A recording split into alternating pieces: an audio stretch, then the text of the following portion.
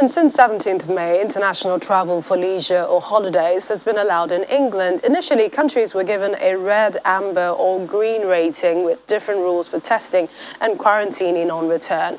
But from the 4th of October 2021, only the red list will remain. So what exactly does this mean? Our London correspondent, Juliana Lainka, joins us now to make sense of it. Hi, Juliana. What are the new rules for international travel?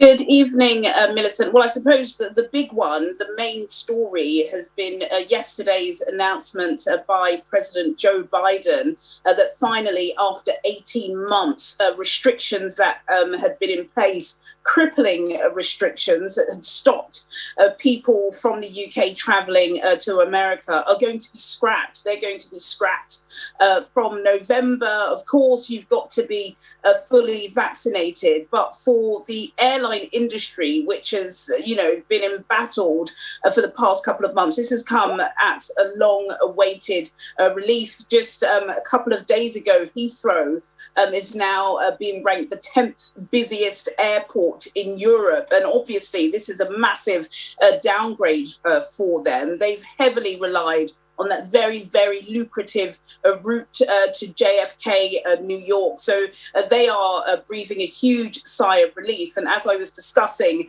on the business shows earlier today, we've seen a surge in the amount of people that are looking for flights for Christmas and are actually even booking flights. I think Virgin Atlantic showed an increase of 91%. So that's that. Aside from that, yes, the kind of confusing travel list, which has been red, amber and green, has been scrapped. Not yet. It will be scrapped. I think you said the 5th, but it's Monday the 4th. Monday the 4th of October, there is basically going to be a go or no-go list for the UK. So no more green and amber destinations. Again, if you are fully vaccinated and you are coming from a fly list country, you can come into the UK. You don't have to rely on a pretty costly PCR test for departure. When you're in the country, you can use a lateral flow test.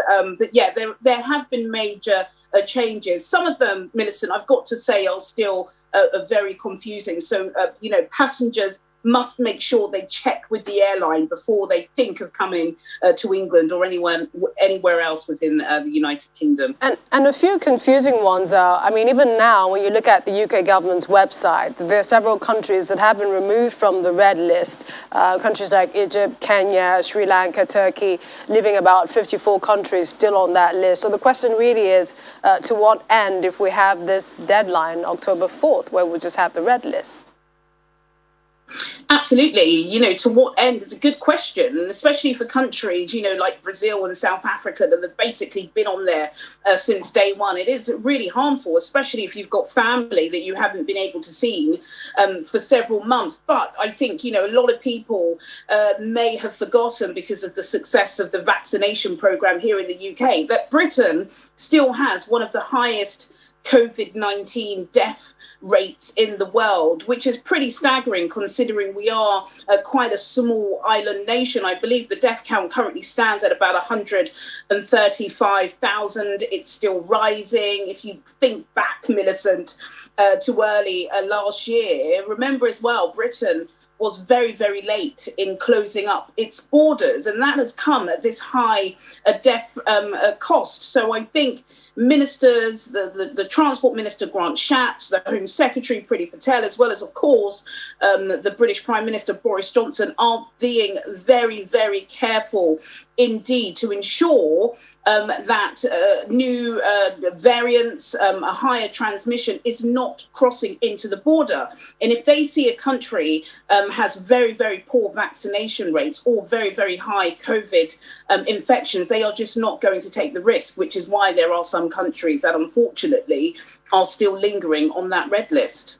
And finally, Juliana, home isolation for the unvaccinated has been termed weak as well. Some people don't stay home and they move around. Do you think that there are any other potential challenges with this list? You know, there have been some scary headlines showing that people are not isolating, people are not following the rules. I think the government have tried to make it clear that you'll be fined. I think in some circumstances you could even face imprisonment if you don't keep up to these self-isolation measures. But it's pretty difficult when you've got, even with scaled down numbers, millions of people travelling into the UK every single week. You know, the borders are tight.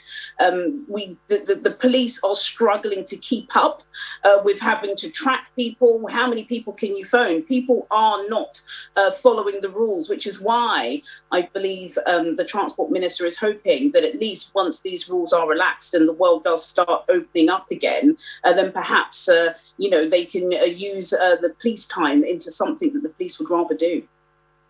Well, Juliana, enjoy your evening. Thank you, Millicent.